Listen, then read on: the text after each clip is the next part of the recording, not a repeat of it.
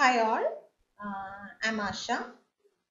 I'm working as Assistant Professor, Department of Management Studies, Mad Ignatius College, Pioneer,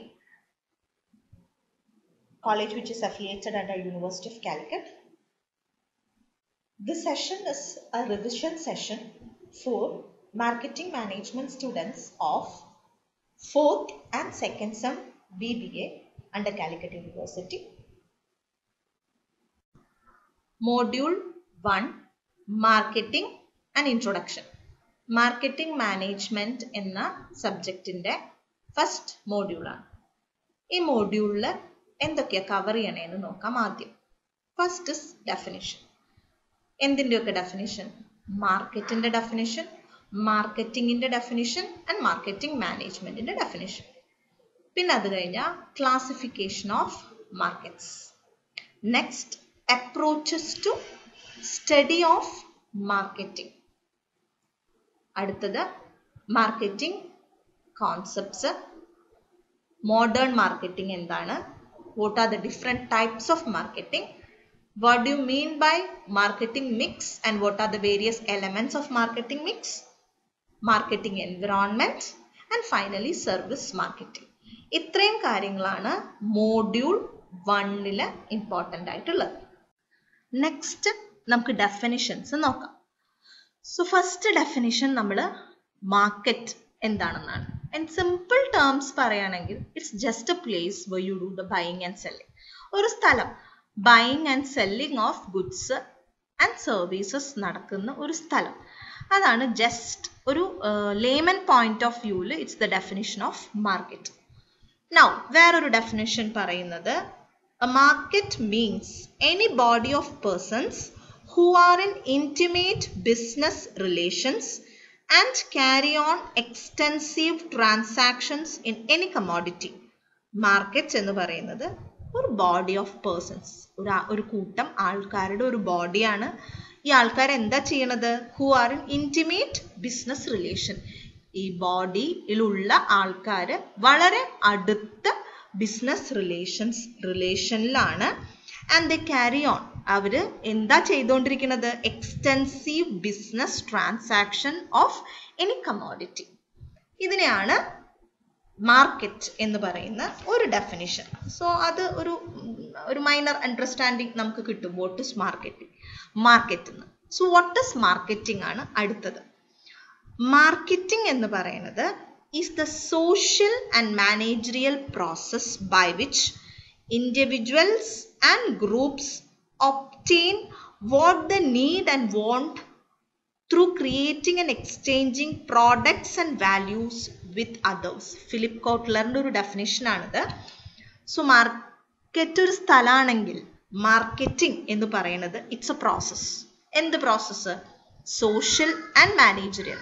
ആൾക്കാർ involve ആയതുകൊണ്ട് നമ്മൾ അതിനെ social process എന്ന് പറയും. മാനേജറിയൽ ഫങ്ഷൻസ് ഇൻവോൾവ് ആയതുകൊണ്ട് we call it as managerial. ഇനി ആരാ ഇതിൽ ഇൻവോൾവ് ആയിട്ടുള്ളത്? ഇൻഡിവിജ്വൽസുമാണ്, ഗ്രൂപ്പ്സുമാണ്. എന്തിനാ ഇവർ ഈ പ്രോസസ്സ് ചെയ്യണത്? അവരുടെ ആവശ്യങ്ങൾ നിറവേറ്റാൻ വേണ്ടിയിട്ട്, അവരുടെ നീഡ്സ് ആൻഡ് വോൺസ് ഒബ്റ്റെയിൻ ചെയ്യാൻ വേണ്ടിയിട്ട്. എങ്ങനെ അവർ നീഡ്സ് ആൻഡ് വോൺസ് ഒബ്റ്റെയിൻ ചെയ്യുന്നത്?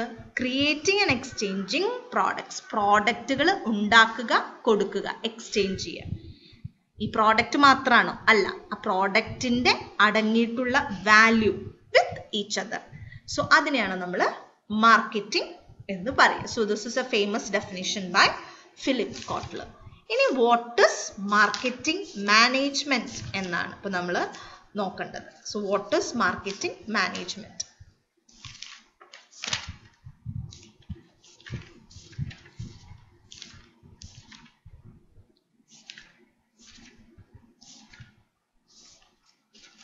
മാർക്കറ്റിംഗ് മാനേജ്മെന്റ് എന്ന് പറയുന്നത് is concerned with the direction of purposeful activities towards the attainment of marketing goals. നമ്മൾ പറഞ്ഞു മാർക്കറ്റ് ഒരു സ്ഥലമാണ്, മാർക്കറ്റിംഗ് എന്ന് പറയുന്നത് ഒരു പ്രോസസ്സാണ്. സോ ഒരു സ്ഥലത്ത്, മാർക്കറ്റ് എന്ന ഈ സ്ഥലത്ത് മാർക്കറ്റിംഗ് എന്ന പ്രോസസ്സ് ഈസി ആയിട്ട് നടക്കണമെങ്കിൽ അതിൽ പറഞ്ഞിട്ടുള്ള മാർക്കറ്റിംഗ് ഗോൾസ് അച്ചീവ് ചെയ്യണമെങ്കിൽ there should be some purposeful activities. അങ്ങനെ purposeful activities വെച്ച് മാർക്കറ്റിംഗ് ഗോൾസ് അച്ചീവ് ചെയ്യുന്നതിന് ഡയറക്റ്റ് ചെയ്യുന്നതിനെയാണ് നമ്മൾ മാർക്കറ്റിംഗ് മാനേജ്മെന്റ് എന്ന് പറയുക. സോ മാർക്കറ്റിംഗ് മാനേജ്മെന്റ് എന്ന് പറഞ്ഞാൽ മാർക്കറ്റ് എന്ന പ്ലേസിൽ മാർക്കറ്റിംഗ് എന്ന പ്രോസസ്സ് നടക്കുന്നതിനെ ഡയറക്റ്റ് ചെയ്യുന്നതിനെയാണ് നമ്മൾ മാർക്കറ്റിംഗ് മാനേജ്മെന്റ് എന്ന് പറയുക. Next is classification of markets. So നമുക്ക് പല ക്ലാസിഫിക്കേഷൻസ് ഉണ്ട്. On the basis, first classification is on the basis of geographical area. So the basis of geographical area, we have 4 types of market: family markets, local market, national market, international and world markets. So family market is a market where the exchange of goods and take place within the family members. Whereas a local market is a place where the buyers and sellers belong to a local small area like a village or a town. National market is where your entire buying and selling process take place throughout the nation.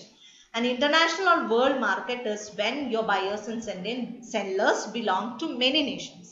Idana oru classification. Second is on the basis of subject matter of sale. On the basis of subject matter of sale, you have commodity market, capital market and service market. So a market where you get to buy and sell different commodities like raw materials, semi-finished goods, consumer goods, capital goods. So such a market is known as commodity market.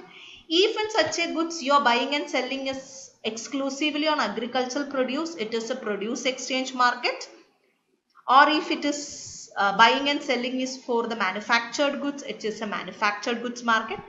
Or the purchase and sale is for precious metal like gold, silver, platinum, then it is a bullion market. Then comes the capital market. So this is a market where capital or money is bought and sold. So it is borrowed or lent. So it's further divided into capital market, proper money market, stock market and foreign exchange markets. So capital market proper is a market where the borrowers get long-term finance. Money market is a market where borrowers get short-term finance. Stock market is a market where buying and selling of shares, debentures, bonds and securities are taking place. Foreign exchange market is where currencies of various countries are bought and sold. Then third is service market where the services such as transport, communication, insurance, entertainment, etc. are provided. So this is the second classification. The third classification is on the basis of mode of transaction. So it's divided into 2, spot market and future market. If a market where goods are exchanged and physical delivery of goods takes place immediately, we call it as a spot market. This immediate sales comes into effect. Whereas future market is moreover like you make a contract of sale, but the physical delivery takes place in some future date. Most probably it's for the agriculture produce, you have a future market. So the fourth classification is on the basis of regulation. You have 2 types, regulated and unregulated market.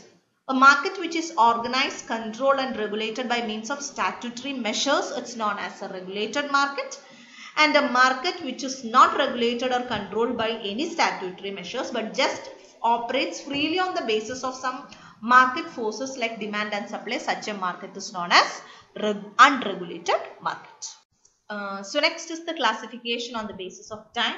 You have 3 types of market: very short period market, short period market and long period market. In a very short period market, the goods are of perishable nature. No time is got to adjust the supply and demand. Like milk, fruit, vegetable markets belong to this very short. Short period markets where you get time more than a very short period market, but still you don't have enough time to match the supply and demand. Whereas long period market, you have sufficient time to match or adjust the demand and supply of goods. It is mostly for the durable goods, this long period market. So that's one classification. That's the fifth. That was the fifth. Now comes the sixth. It's on the basis of competition. You have perfect market, imperfect and monopoly. So perfect market is a place where we have perfect competition. It means large numbers and buyers and sellers are available with perfect knowledge of the market. Free movement of goods are possible and there are uniform prices throughout the market. And this is just an imaginary form of market. Now comes this imperfect market. Here everything is opposite to that of a perfect market. You don't have identical for products, you have restriction for movement, you don't have uniform prices, and practically every market is an imperfect market. And monopoly market is where you have a single seller and he controls the entire demand and supply of that product. So that is one classification. Then comes the sixth classification on the basis of volume of business. You have two, wholesale market and retail market. Where the volume of business is huge, it's wholesale, because the wholesaler is giving to retailers. So the volume is huge, but volume is less in retail market because retailers are giving to consumers. So it is of less volume. And the final classification is on the basis of position of sellers. Primary, secondary, terminal or tertiary. If primary producers means they are the first producers, either the agriculture producers or manufacturer goods, and they give it to the wholesalers. Then comes the secondary market where the wholesalers gives to retailers. Then comes the tertiary or the terminal market where we customers buy from the retailers. So that's whole about the different types of markets. Next, approaches to study of marketing. നമ്മൾ marketing എന്ന ഒരു സബ്ജക്റ്റിനെ അല്ലെങ്കിൽ അങ്ങനെ ഒരു area, ഒരു ഫീൽഡിനെ നമ്മൾ ഏതൊക്കെ രീതിയിൽ, ഏതൊക്കെ ആംഗിളിൽ നമുക്ക് വ്യൂ ചെയ്യാം എന്നാണ്. അതായത് മാർക്കറ്റിംഗ് എന്ന് പറയുന്നത് ഒരു പ്രോഡക്റ്റ് ഓർ കമോഡിറ്റി അപ്രോച്ചാണ് എന്നുള്ള രീതിയിൽ നമുക്ക് ചിന്തിക്കാം. അതായത് ഒരു പ്രോഡക്റ്റിനെയോ സർവീസോ ഉണ്ടാക്കുന്നു, അത് വിൽക്കുന്നു. സോ ദ എൻറ്റയർ മാർക്കറ്റിംഗ് എന്ന പ്രോസസ്സ് കോൺസെൻട്രേറ്റ് ചെയ്തിരിക്കുന്നത് പ്രോഡക്റ്റിലോ കമോഡിറ്റിയിലോ ആണ്. അതാണ് ഒരു അപ്രോച്ച്. രണ്ടാമത്തെ അപ്രോച്ച് ഇൻസ്റ്റിറ്റ്യൂഷണൽ അപ്രോച്ച് എന്ന് പറയും. ഇവിടെ നമ്മൾ കോൺസെൻട്രേറ്റ് ചെയ്യുന്നത് മാർക്കറ്റിംഗ് എന്ന പ്രോസസ്സിൽ ഇൻവോൾവ് ആയിട്ടുള്ള ഇൻസ്റ്റിറ്റ്യൂഷൻസിലേക്കാണ്. അതായത് പ്രോഡക്ട്സ് ഉണ്ടാക്കുന്ന മാനുഫാക്ചേഴ്സ് ഉണ്ടാവും, അത് കഴിഞ്ഞാൽ അത് വാങ്ങിക്കുന്ന ഹോൾസെയിലേഴ്സ്, അത് കഴിഞ്ഞാൽ റീറ്റെയിലേഴ്സ്, പിന്നെ കൺസ്യൂമേഴ്സ്. ഇവർക്കുള്ളവരുടെ പ്രവർത്തനം സുഗമമാക്കാൻ സഹായം കൊടുക്കുന്ന ട്രാൻസ്പോർട്ടിംഗ് അല്ലെങ്കിൽ logistic companies, warehousers, advertising agencies, banks, insurance companies. ഇങ്ങനെ മാർക്കറ്റിംഗ് എന്ന പ്രോസസ്സിനെ അതിനെ പോസിബിൾ ആക്കുന്ന എല്ലാവിധ ഇൻസ്റ്റിറ്റ്യൂഷനെയും കേന്ദ്രീകരിച്ചിട്ടുള്ള ഒരു അപ്രോച്ചാണ് ഇൻസ്റ്റിറ്റ്യൂഷണൽ അപ്രോച്ച്. ഇനി നെക്സ്റ്റ് അപ്രോച്ച് ഫങ്ഷണൽ അപ്രോച്ച് ആണ്. ഈ ഫങ്ഷണൽ അപ്രോച്ച് എന്ന് പറയുമ്പോൾ എന്തെല്ലാം ഫങ്ഷൻസാ വരിക? ബൈയിങ് ഫങ്ഷൻ വരും, സെല്ലിംഗ് ഫങ്ഷൻ വരും, ട്രാൻസ്പോർട്ടിംഗ് ഫങ്ഷൻ വരും, വെയർഹൗസിംഗ് ഒരു ഫങ്ഷൻ വരും, ഫിനാൻസിങ്, റിസ്ക് ബെയറിംഗ്. അങ്ങനെ മാർക്കറ്റിംഗ് എന്ന പ്രോസസ്സിൽ ഇൻവോൾവ് ആയിട്ടുള്ള ഫങ്ഷൻസിനെ ഓറിയന്റ് ചെയ്തിട്ടുള്ള ഒരു കോൺസെപ്റ്റ് ആണ് functional approach. Management or decision making approach എന്ന് പറയുമ്പോൾ നമുക്കറിയാം ഇതൊരു what decisions are made for a proper marketing management എന്ന ആ ഡിസിഷൻസിന് ഊന്നൽ കൊടുത്തിട്ടുള്ളതാണ് market management or decision making approach. Managerial ഡിസിഷനിലെ ഇൻഫ്ലുവൻസ് ചെയ്യുന്ന കൺട്രോളബിൾ ഫാക്ടേഴ്സ് ഉണ്ടാവും, അൺകൺട്രോളബിൾ ഫാക്ടേഴ്സ് ഉണ്ടാവും. സോ ഈ ഫാക്ടേഴ്സ് ഏതൊക്കെയാണ്? ഈ factors, what are the controllable factors, what are the uncontrollable factors? ഈ കൺട്രോളബിൾ ഫാക്ടേഴ്സിന്റെയും അൺകൺട്രോളബിൾ ഫാക്ടേഴ്സിന്റെയും അടിസ്ഥാനത്തിൽ എങ്ങനെ ഡിസിഷൻ എടുക്കാം, ആ ഡിസിഷൻസിന് ഇമ്പോർട്ടൻസ് കൊടുക്കുന്ന, അതുവഴി മാർക്കറ്റിംഗ് എന്ന പ്രോസസ്സിനെ മാനേജ് ചെയ്യുക എഫിഷ്യൻ്റ്ലി, അതുവഴി ഗോൾസ് അച്ചീവ് ചെയ്യുക. ആ രീതിയിൽ ചിന്തിക്കുന്ന ഒരു അപ്രോച്ചാണ് മാനേജ്മെന്റ് അല്ലെങ്കിൽ ഡിസിഷൻ മേക്കിംഗ് അപ്രോച്ച്. പിന്നെ സിസ്റ്റം അപ്രോച്ച് ആണ്. സിസ്റ്റം അപ്രോച്ച് എന്ന് പറഞ്ഞാൽ നമ്മൾ എൻറ്റയർ ഓർഗനൈസേഷൻ ഒരു സിസ്റ്റമാണ്. അതിനെ ചെറിയ ചെറിയ സബ് സിസ്റ്റംസ് ആയിട്ട് ഡിവൈഡ് ചെയ്തിട്ടുണ്ട്. ഓരോ ഡിപ്പാർട്ട്മെൻറ്റും ഓരോ സബ് സിസ്റ്റമാണ്. അതിലൊരു ചെറിയ സബ് സിസ്റ്റമാണ് ഈ മാർക്കറ്റിംഗ് എന്ന് പറയുന്ന ഒരു സെക്ഷൻ. ഇപ്പോൾ ഈ ഓരോ ഡിപ്പാർട്ട്മെൻറ്റ്സും അല്ലെങ്കിൽ ഓരോ സിസ്റ്റം, ഈ സബ് സിസ്റ്റംസും ഇന്റർ റിലേറ്റഡ് ആണ്, ഇന്റർ കണക്റ്റഡ് ആണ്, ഇന്റർ ഡിപ്പെൻഡൻ്റ് ആണ്. ഇതെല്ലാം പ്രോപ്പർലി കോർഡിനേറ്റഡ് ആയി വന്നാൽ മാത്രമേ ആ സിസ്റ്റം എന്ന് പറയുന്ന, ഓർഗനൈസേഷൻ എന്ന് പറയുന്ന സിസ്റ്റം പ്രവർത്തിക്കുള്ളൂ എന്ന രീതിയിൽ ചിന്തിക്കുന്നതാണ് സിസ്റ്റം കോൺസെപ്റ്റ് അല്ലെങ്കിൽ system approach. And finally social approach. Ultimately നമ്മൾ ഈ മാർക്കറ്റിംഗ് ചെയ്യുന്നത് ആർക്കാണ്? ആൾക്കാർക്കാണ്. ആൾക്കാർ അടങ്ങുന്നതാണ് സൊസൈറ്റി. സോ പ്രോഡക്ട്സും സർവീസും ഡെലിവറി ചെയ്യുമ്പോൾ വെൽഫെയർ ഓഫ് ദ സൊസൈറ്റി ലക്ഷ്യമാക്കി ചെയ്യുക എന്ന് പറയുന്ന ഒരു കോൺസെപ്റ്റ് ആണ്, ഒരു അപ്രോച്ചാണ് മാർക്കറ്റിംഗിൽ social approach. So next marketing concepts ആണ്. മാർക്കറ്റിംഗ് കോൺസെപ്റ്റ്സ് എന്ന് പറഞ്ഞു കഴിഞ്ഞാൽ നമ്മൾ ഇതിനു മുമ്പ് അപ്രോച്ചസ് പഠിച്ചു. So what's the difference between marketing concept and approach എന്നാണ്. മോറോവർ രണ്ടിലും പറഞ്ഞിട്ടുള്ള കാര്യങ്ങളൊക്കെ സെയിം ആണെങ്കിലും ബേസിക് ഡിഫറൻസ് എന്താ വെച്ചാൽ മാർക്കറ്റിംഗിന് ഒരു സബ്ജക്റ്റ് ആയിട്ട് നമ്മൾ കണ്ടുകൊണ്ട് അത് ഏതൊക്കെ ആംഗിളിൽ നിന്ന് വ്യൂ ചെയ്യാം എന്ന ഒരു സബ്ജക്റ്റ് ഏരിയ റിലേറ്റഡ് ആയിട്ട് ചിന്തിക്കുന്നതാണ് actually approach. On other hand marketing concept എന്ന് പറഞ്ഞാൽ ഒരു ഓർഗനൈസേഷൻ അവരുടെ മാർക്കറ്റിംഗ് എഫേർട്സ് ഏത് രീതിയിൽ ഗൈഡ് ചെയ്യണം എന്നത് എന്തിന്റെ അടിസ്ഥാനത്തിലാണ് തീരുമാനിക്കുന്നത്? Depending on which philosophies do a company deciding how should they guide their marketing efforts. ആ ഒരു ഫിലോസഫീസിനെയാണ് നമ്മൾ മാർക്കറ്റിംഗ് കോൺസെപ്റ്റ്സ് എന്ന് പറയുന്നത്. സോ അതിൽ പ്രൊഡക്ഷൻ കോൺസെപ്റ്റ് എന്ന് പറഞ്ഞു കഴിഞ്ഞാൽ ആ കോൺസെപ്റ്റ് പ്രകാരം കമ്പനി ലാർജ് സ്കെയിൽ പ്രൊഡക്ഷൻ നടത്തണം. ലാർജ് സ്കെയിൽ പ്രൊഡക്ഷൻ നടത്തുന്നതിന്റെ അഡ്വാൻറ്റേജസ് കൊണ്ട് അവർക്ക് ലോ കോസ്റ്റ് പെർ യൂണിറ്റിൽ പ്രോഡക്റ്റ് പ്രൊഡ്യൂസ് ചെയ്യാൻ പറ്റും. അങ്ങനെ പ്രൊഡ്യൂസ് ചെയ്യാൻ പറ്റുന്നത് കൊണ്ട് ലോ പ്രൈസിന് പ്രോഡക്റ്റ് ഓഫർ ചെയ്യാൻ പറ്റും. Since your product is of lesser price you can do more selling എന്ന് വിശ്വാസത്തിൽ പോകുന്ന ഒരു മാർക്കറ്റിംഗ് എഫേർട്ട് ഗൈഡ് ചെയ്യുന്ന ഒരു രീതിയാണ് നമ്മൾ പ്രൊഡക്ഷൻ കോൺസെപ്റ്റ് എന്ന് പറയുന്നത്. പ്രോഡക്റ്റ് കോൺസെപ്റ്റ് എന്ന് പറയുമ്പോൾ നമ്മുടെ എല്ലാം പ്രോഡക്റ്റ് ആണ്. നല്ല ക്വാളിറ്റി പ്രോഡക്റ്റ് കിട്ടിയ ആൾക്കാർ വാങ്ങിക്കും. So how can you enhance the quality of your product? അതാണ് പ്രോഡക്റ്റ് കോൺസെപ്റ്റ്. സെല്ലിംഗ് കോൺസെപ്റ്റ് എന്ന് പറഞ്ഞു കഴിഞ്ഞാൽ മാസമായിട്ട് പ്രൊഡ്യൂസ് ചെയ്ത് ലോ പ്രൈസിൽ കൊടുത്തിട്ട് കാര്യമില്ല, ഹൈ ക്വാളിറ്റി ഉണ്ടായിട്ടും കാര്യമില്ല, അഗ്രസീവ് സെല്ലിംഗ് എഫേർട്സ് കമ്പനി നടത്തണം. സോ അങ്ങനെ വിശ്വസിക്കുന്ന ഒരു ഫിലോസഫിയാണ് സെല്ലിംഗ് കോൺസെപ്റ്റ്. മാർക്കറ്റിംഗ് കോൺസെപ്റ്റ് എന്ന് പറയുന്നത് ആക്ച്വലി സെല്ലിംഗ് കോൺസെപ്റ്റിന്റെ അതർ സൈഡ് പോലെയാണ്. നമ്മൾ അഗ്രസീവ് സെല്ലിംഗ് നടത്തുകയാണ്, പക്ഷെ you think from the customers point of view, അവരുടെ ബെനിഫിറ്റ്സ് എന്താണ്, അവർക്ക് എന്താണ് ആവശ്യം, ആ രീതിയിലുള്ള കാര്യങ്ങൾ ചിന്തിച്ചുകൊണ്ട് നമ്മൾ മാർക്കറ്റിംഗ് നടത്തുന്നതാണ് marketing concepts. And finally social marketing concept എന്ന് വെച്ച് കഴിഞ്ഞാൽ ഈ മാർക്കറ്റിംഗ് ആക്ടിവിറ്റീസിന്റെ ഒക്കെ അൾട്ടിമേറ്റ് എയിം എന്ന് പറയുന്നത് വെൽഫെയർ ഓഫ് ദ സൊസൈറ്റി ആയിരിക്കണം. ഗുഡ്സ് പ്രൊഡ്യൂസ് ചെയ്യുന്നതും ഡിസ്ട്രിബ്യൂട്ട് ചെയ്യുന്നതും should definitely contribute to the welfare of the society and in short welfare of the people. Marketing concepts. Next, modern marketing ആണ്. ഇന്ന് നമുക്കറിയാം methods of marketing ഒക്കെ ഒത്തിരി മാറി. Moreover അതൊരു സബ്ജക്റ്റ് എന്നുള്ളതോ ഒരു ഫംഗ്ഷൻ എന്നുള്ളതോ ഒരു ഏരിയ എന്നുള്ളതോ എല്ലാം മാറിയിട്ട് ഇറ്റ്സ് മോറോവർ ഒരു ഫിലോസഫിയാണ്. It's like a business philosophy. So today's way of marketing അതാണ് മോഡേൺ മാർക്കറ്റിംഗ് എന്ന് പറയുന്നത്. that is more emphasis given to customer satisfaction and retention.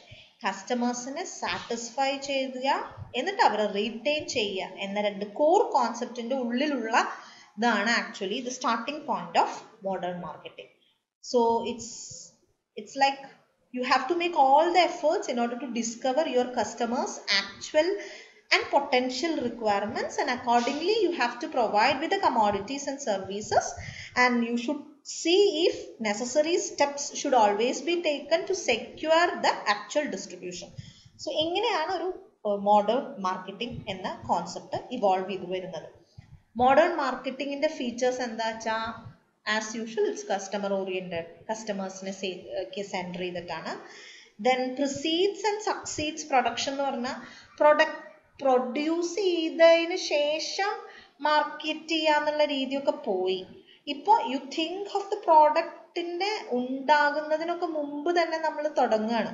Production മുമ്പും പ്രൊഡക്ഷൻ കഴിഞ്ഞിട്ടും യു തിങ്ക് ഓഫ് പ്രോഡക്റ്റ് അല്ലെങ്കിൽ നമ്മൾ in terms of marketing. Then പിന്നെ പറഞ്ഞിരിക്കുന്നത് കസ്റ്റമറിനെ retain integrated marketing ആണ്.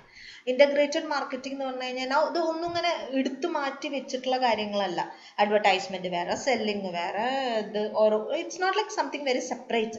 മറിച്ച് integration and successful performance of various marketing activities together എന്നാൽ മാത്രമേ സക്സസ്ഫുൾ മാർക്കറ്റിംഗ് നടക്കൂ എന്നുള്ളൊരു ബോധം ഉണ്ട്. അതിനാണ് നമ്മൾ ഇന്റഗ്രേറ്റഡ് മാർക്കറ്റിംഗ് പറയുന്നത്. Right from the formulation of a product idea till the product is got into the hands of the customers, where everything forms a single chain. ഇനി കസ്റ്റമർ റിറ്റൻഷൻ, അത് വളരെ ഇമ്പോർട്ടൻ്റ് ആണ്. ഒരു പ്രാവശ്യം വന്ന് once in a while purchase ചെയ്ത് bye പറഞ്ഞ് പോകുന്നതിന് പകരം how you can retain customers. Competition oriented ആണ്. നൗ നമ്മളെ എന്താ പറയുക, you are more in to this is my sector and I am doing business here, these are my competitors, what the strategy. So everything you think from your competitors point അല്ലെങ്കിൽ angle also. Then technology based ആണ്. നമ്മൾ content marketing, നമ്മൾ എന്താ പറയുക sem എന്നൊക്കെ നമ്മൾ കേട്ടിട്ടുണ്ട്. നമ്മുടെ എന്താ പറയുക മോഡേൺ ഡിജിറ്റൽ മാർക്കറ്റിംഗ് കോൺസെപ്റ്റ്സിൽ കണ്ടന്റ് മാർക്കറ്റിംഗ് എന്നൊക്കെ പറഞ്ഞ ഒത്തിരി കാര്യങ്ങളുണ്ട്. So more over everything is based on technology.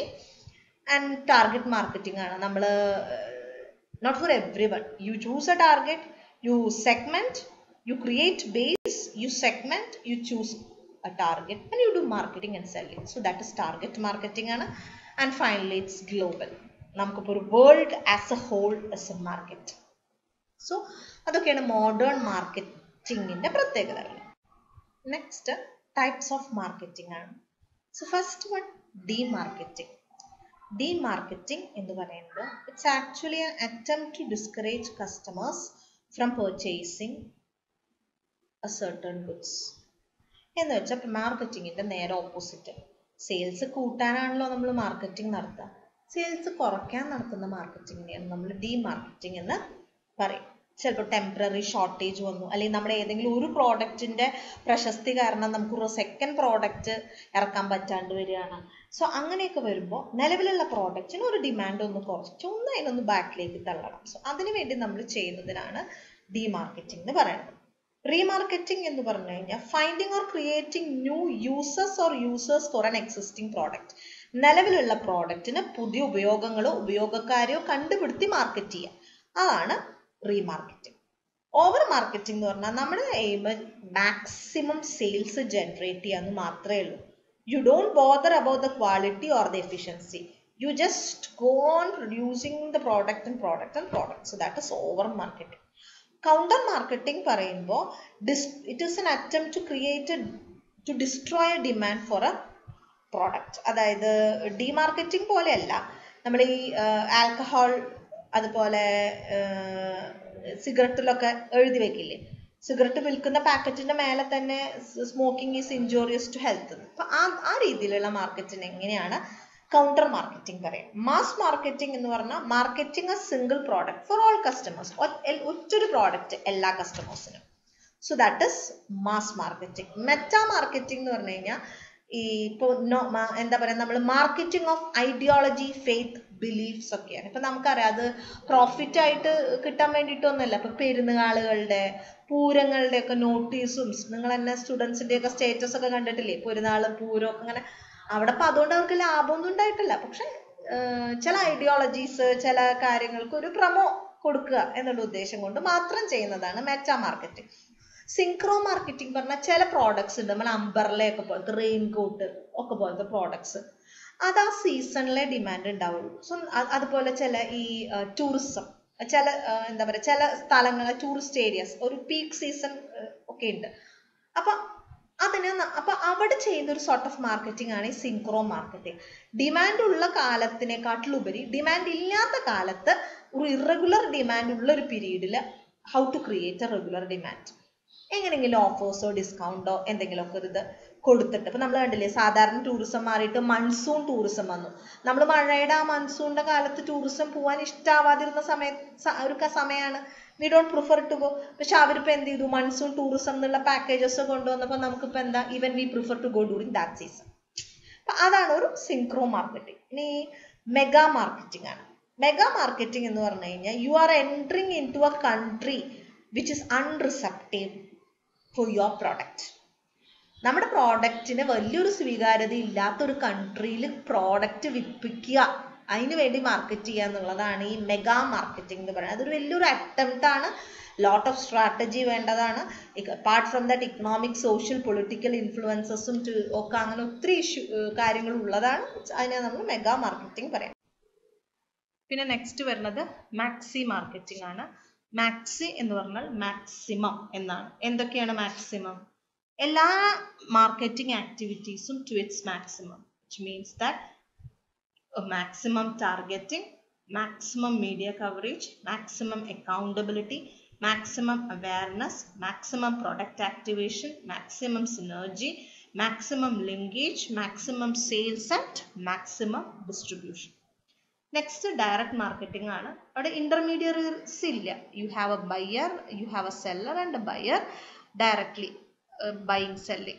നടുക്കുള്ള wholesalers, retailers എന്നുള്ള intermediaries ഉണ്ടാവില്ല.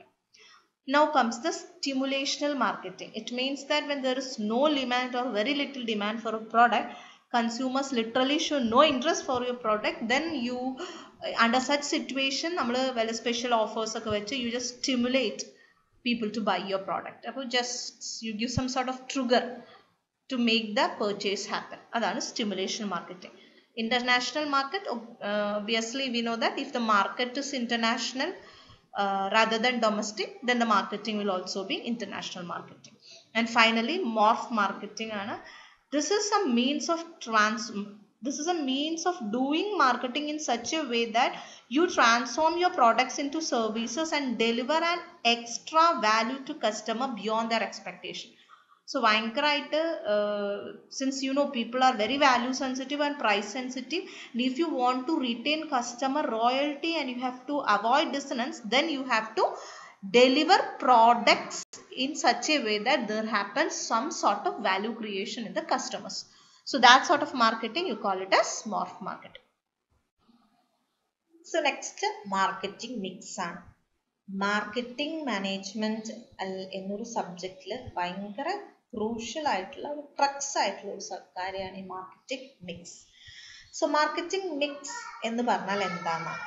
It's a combination of 4 elements. 4 എലമെന്റ്സിന്റെ കോമ്പിനേഷൻ ആണ്. ഏതൊക്കെ 4 elements?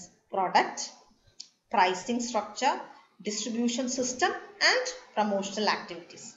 Y do they combine? എന്തിനാ അവരെ കമ്പൈൻ ചെയ്യണേ?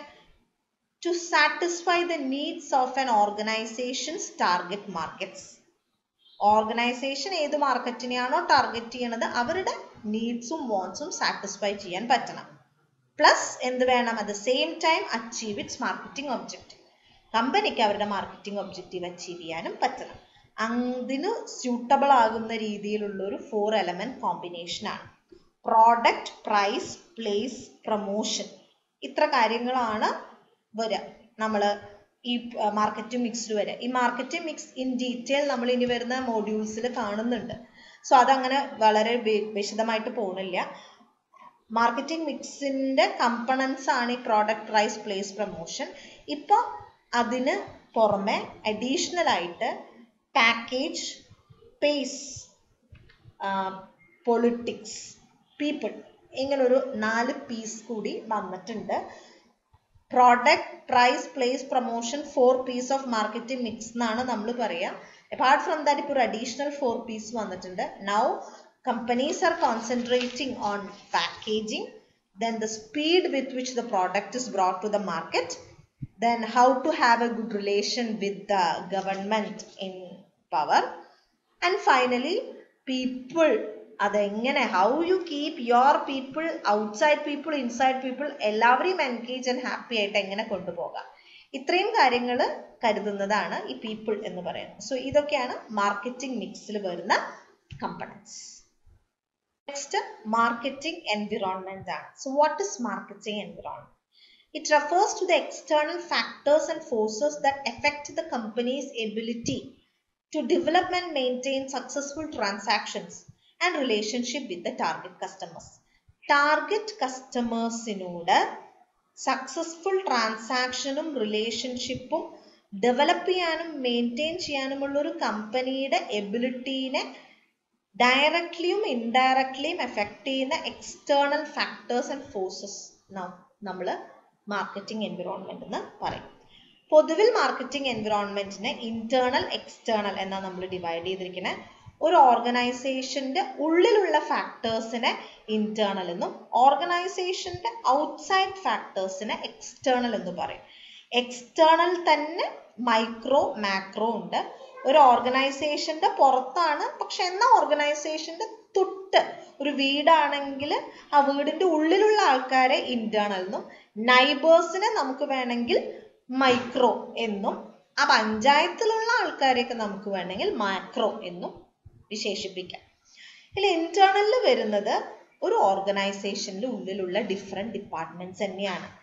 ഫിനാൻസ് ഡിപ്പാർട്ട്മെന്റ് അല്ലെങ്കിൽ ഫംഗ്ഷൻ ഡിപ്പാർട്ട്മെന്റ് എന്ന് കരുതേണ്ട function, research and development, purchasing, production, human resource, ഇങ്ങനെയുള്ള ഡിഫറെന്റ് ഫങ്ഷൻസ്.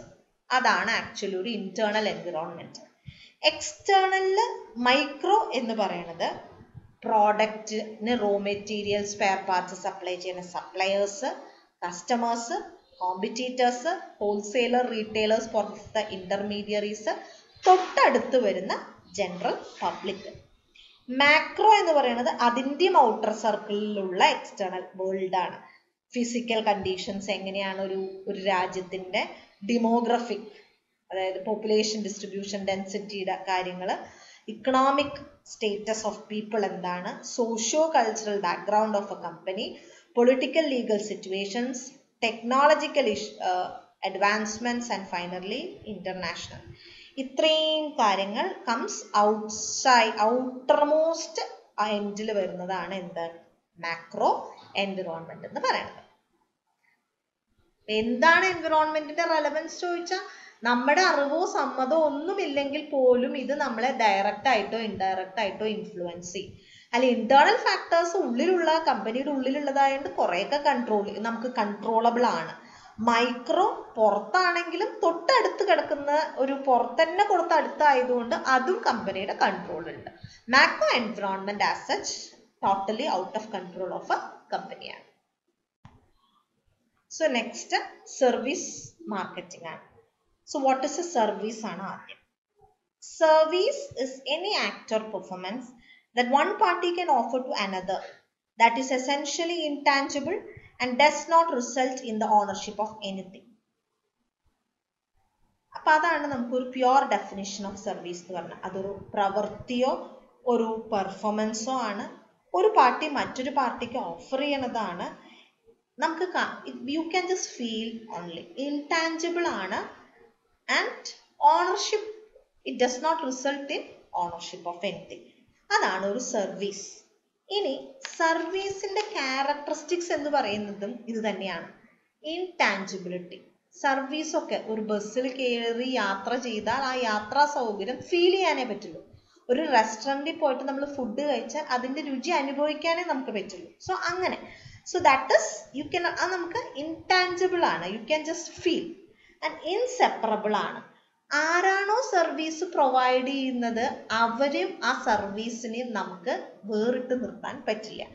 ആൻഡ് ഹെട്രോജിനിറ്റി അല്ലെങ്കിൽ വേരിയബിലിറ്റി ഉണ്ട്. Same type of service providers അനുസരിച്ചിട്ട് അതിൻ്റെ ക്വാളിറ്റിയിലും നമുക്ക് കിട്ടുന്ന ഫീലിലും ഒത്തിരി വേരിയേഷൻസ് ഉണ്ട്. പെറിഷബിലിറ്റി എന്ന് പറഞ്ഞു കഴിഞ്ഞാൽ സ്റ്റോർ ചെയ്യാൻ പറ്റില്ല. ഇപ്പൊ ഒരു ലെക്ചറിങ് ഓഫ് എ ക്ലാസ്, അപ്പൊ അതൊരു സർവീസ് ആണെങ്കിൽ അതാ പറയണ സമയത്ത് കേട്ടാലല്ലേ ഉള്ളൂ. അതങ്ങോട്ട് തീർന്നു. ഹോട്ടലില് ഫുഡ് പോയി അവര് ഓഫർ ചെയ്യണ സമയത്ത് കഴിച്ചാൽ കഴിച്ചു, നമ്മുടെ സൗകര്യത്തിന് പോയി ചോദിച്ചാൽ കിട്ടുമോ? ഇല്ല. So that is more over known as ഒരു perishability. You can't store. And finally provider customer interaction is high. ഇത്രയൊക്കെ ഫീച്ചേഴ്സ് സർവീസസിന് ഉള്ളത് കൊണ്ട് തന്നെ സർവീസിന്റെ marketing is bit more difficult. ഒരു പ്രോഡക്റ്റ് മാർക്കറ്റിംഗ് പോലെയല്ല. ഇൻടാഞ്ചിബിൾ ആയിട്ട്, ഇൻസെപ്പറബിൾ ആയിട്ട്, വളരെ ഹെട്രോജനസ് ആയിട്ട്, നല്ല രീതിയിൽ ഇന്ററാക്ഷൻ വേണ്ട, ഹൈലി പെറിഷബിൾ ആയിട്ടുള്ള ഒരു സാധനമാണ് സർവീസ്. സോ ഹോപ്പ്ഫുള്ളി അതിന്റെ മാർക്കറ്റിംഗും എന്താണ്, ഇറ്റ്സ് ഡിഫിക്കൽട്ട്. അതുകൊണ്ട് തന്നെ പ്രോഡക്റ്റ്, പ്ലേസ്, പ്രൈസ്, പ്രൊമോഷൻ എന്ന മാർക്കറ്റിംഗ് എലമെന്റ്സിന് അഡീഷണൽ ആയിട്ട് സർവീസ് മിക്സില് പീപ്പിൾ എന്നുള്ളത് വളരെ ഇമ്പോർട്ടൻ്റ് ആണ്. ബിക്കോസ് പീപ്പിൾ എന്ന് പറഞ്ഞാൽ ഹൂ പ്രൊവൈഡ് സർവീസ്, അത് ഭയങ്കര ഇമ്പോർട്ടൻ്റ് ആണ്. ബിക്കോസ് നമുക്ക് സെപ്പറേറ്റ് ചെയ്യാൻ പറ്റില്ല. പ്രൊവൈഡ് ചെയ്യുന്ന ആളും സർവീസും ഒന്ന് തന്നെയാണ്. So you can separate. Physical evidence എന്ന് വെച്ചാൽ ഇപ്പൊ ഒരു ഇൻടാഞ്ചിബിൾ ആണ്, പക്ഷെ അതിനൊരു സാക്ഷ്യമുണ്ട്. You have an evidence. Hospital. അസുഖം വരുമ്പോൾ പോയി നമ്മൾ അവിടെ പോയിട്ടാണ് നമ്മൾ ഡോക്ടേഴ്സിനെ കാണുന്നത്. അപ്പൊ ഡോക്ടേഴ്സിൽ നിന്ന് കിട്ടുന്നത് സർവീസ് ആണെങ്കിലും അവരുടെ സർവീസിന്റെ ഫിസിക്കൽ എവിഡൻസ് ആണ് ഹോസ്പിറ്റൽസ്. And finally process. ഒരു എങ്ങനെയാണ് how do this procedures and flow of activities take place when A service is delivered. ഒരു സൊമാറ്റോയുടെ അല്ലെങ്കിൽ ഒരു സ്വിഗ്ഗിയുടെ ആപ്പിൽ കയറിയിട്ട് നമ്മൾ ഒരു ഓർഡർ ചെയ്യുമ്പോൾ നമ്മൾ ഭക്ഷണം അങ്ങോട്ട് കൊണ്ടുവരാന്നുള്ളൊരു സർവീസാണ് ആവശ്യപ്പെടുന്നത്. But you have a procedure. അല്ല ഒരു ഹോട്ടലിൽ പോയി ഇരുന്നിട്ട് ഭക്ഷണത്തിന് ഓർഡർ ചെയ്യുമ്പോൾ യു ഹാവ് എ പ്രൊസീജിയർ. ബാങ്കിൽ ചെന്നിട്ട് ക്യാഷ് പിൻവലിക്കാൻ നോക്കുമ്പോൾ you have a procedure. So services ഉപയോഗിക്കുന്നതിനുള്ളൊരു പ്രൊസീജിയർ ഉണ്ട് and that is known as the process. അപ്പൊ പീപ്പിളിലും പ്രോസസ്സിലും ഫിസിക്കൽ എവിഡൻസിലുമാണ് സത്യത്തിൽ സർവീസ് മാർക്കറ്റിങ്ങിന്റെ ഇമ്പോർട്ടൻസ് കിടക്കുന്നത്. ഓക്കെ, ഇത്രയേ ഉള്ളൂ. ഇപ്പൊ ആ ഒരു മോഡ്യൂളില് നട്ട്ഷെൽ ഇത്രയും കാര്യങ്ങളാണ് അതിൽ ഇമ്പോർട്ടൻ്റ് ആയിട്ടുള്ളത്. Thank you. Thank you. So with this we come to an end of the first module. It was just a revision what I was doing. It's not something very detailed, but at least you will get an idea, an overall idea about what all things has been taken or what all things has been included in the first module.